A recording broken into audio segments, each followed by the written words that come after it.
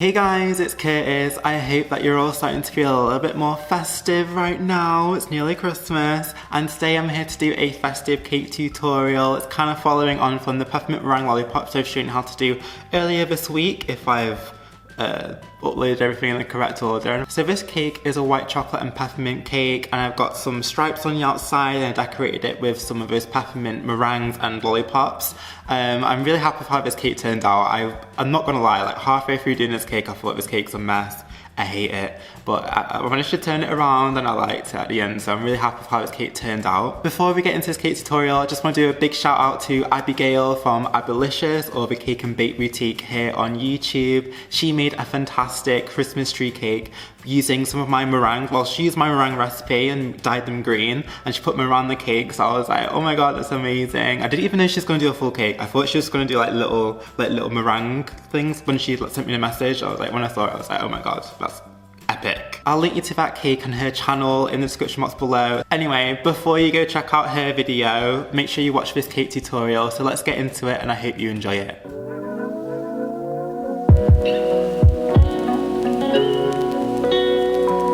So for this cake, I wanted to use some white chocolate buttercream. That's super easy to make. Just use some Swiss meringue buttercream, melt some white chocolate, pour it in and just fold it through, and it's as easy as that. Do it to your taste. I used about 100 grams of white chocolate, and I added that to one of my batches of Swiss meringue buttercream, and it was lovely. So here I've got a 9-inch cake board, and I've just put some buttercream onto that cake board, and I've attached a 7-inch cake to that so it doesn't move about. I baked 2 7-inch cakes, and I dyed them green and red, and I flavoured them with some peppermint extract. I originally wanted to do a red, green and white cake. I changed my mind partway through decorating. I thought the green would have looked really, really weird, so please ignore the mess of the inside of my cake. Anyway, I am building and filling up my cake with that white chocolate buttercream, and once I've got to the top, I'm now doing a crumb coat. A crumb coat is just a layer of buttercream just to seal in all of those crumbs so it doesn't affect my final layer of frosting. So once I've done my crumb coat, I'm going to pop that cake straight into the fridge just for a few hours until it's nice and firm, and then I can start to do my stripes. So I put some white buttercream and some red buttercream into separate piping bags, and I'm just sort of going around the cake and piping lines going upwards, trying to keep it as straight as possible. I was really nervous doing this because this is only the second time I've ever done like buttercream stripes on a cake. The last time I did that was my birthday cake, and they didn't really turn out too well.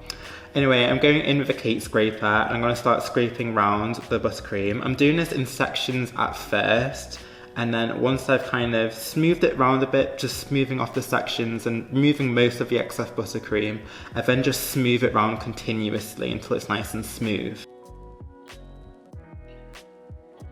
As you can see here, I did have a few sort of gaps, and I tried filling them in, and I really regretted doing so because once I sort of scraped around it again, it made it into like a proper like mess, and I really didn't like it. And this is what I mean, like I kind of didn't like the cake at this point, but it wasn't too bad. Like the back looks bad, and then the front looks a bit better, but oh well. Anyway, so what I'm doing now is I'm just bringing in the lip at the top, and that's going to give us a nice sharp edge. I'm not too bothered about getting it super perfect on top because I am going to do some white chocolate ganache drips, and that's what we're going to make right now. So I just put some double cream, and I put it in the microwave just to make it nice and hot, and I pop my white chocolate in there, and then after a minute I started to mix it through. It was looking a little bit of a snotty yellow colour, which really is not cute, so then I added some white food colouring into it just to whiten it a little bit. So once I'm happy with my white chocolate ganache, I can then start to do my drip. So I've just poured it all in the middle, and I'm using my palette knife just to smooth it round until it gets to the edges, and that way the drips just form naturally.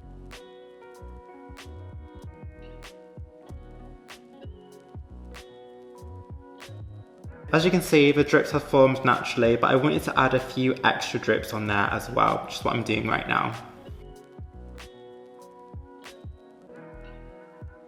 Once I've done my white chocolate ganache strips, I can start decorating. When I made those peppermint meringue lollipops, I actually also made some smaller rosettes and some smaller lollipops, some of which I actually put lollipops in and some of them I didn't because I wanted to be able to stick them on the side of the cake. I'm gonna do like a sachet going up the cake, and I want to do markers for that so I know like where I'm going to be decorating. It just gives me a better eye for where I'm going to be putting bits. So I've stuck one on the cake, and what I also want to do is also stick a lollipop in as well. What I usually do when I put my meringue lollipops into a cake is I actually insert a hole into it using just a plain lollipop stick and then put the lollipop in.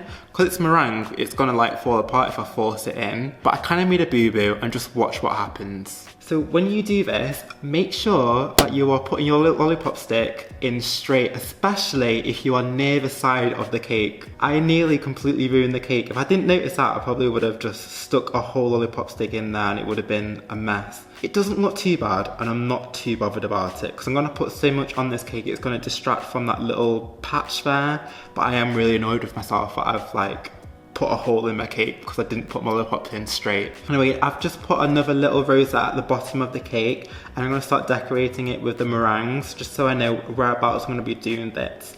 I know there's a few gaps there, well a few gaps, there's big gaps there, but I'm gonna be filling those in with some buttercream instead.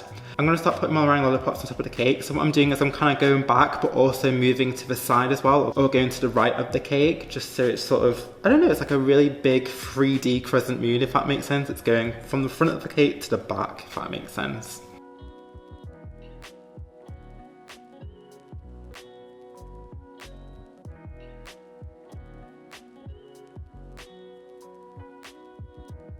So I'm going in there doing rosettes of buttercream using the red and white buttercream using a larger piping tip. Once I finish with a large piping tip, I then go in with some white buttercream and red buttercream in smaller star tips.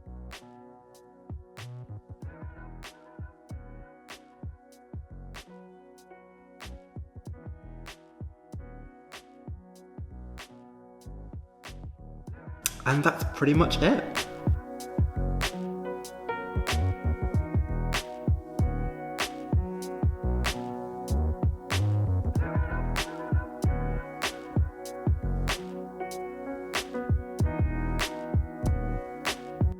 So that's pretty much it for this cake tutorial, and I know the inside of this cake looks a mess, like just an absolute mess. I don't know why I put green in there, but saying that, Abulicious again, I'm proper promoting your channel today, aren't I, Abigail? But she did a peppermint and chocolate cake. It was peppermint and dark chocolate, I believe, and the inside of her cake was really, really nice, so you can check hers out. That's how perhaps I should have done it. Anyway, I do love this cake despite the inside of it, and if you love it as well, then make sure you give this video a big thumbs up and hit that like button, and if you haven't already, subscribe to my channel. Both those buttons are just down there, so make sure you click both of those. It makes me very, very happy, and follow me on all my social. The links for those are all in the description boxes below as well. And that's pretty much all I have to say, so I will see you on some more festive videos next week, or if I didn't get this video up in time, I'll do it all this week. So yeah, I hope you have a wonderful, wonderful weekend, whatever it is you're doing. I need to do my Christmas shopping, so I am stressed. So have you guys done your Christmas shopping? I haven't, so I don't know what to get people. Anyway, take care and I'll see you later. Bye.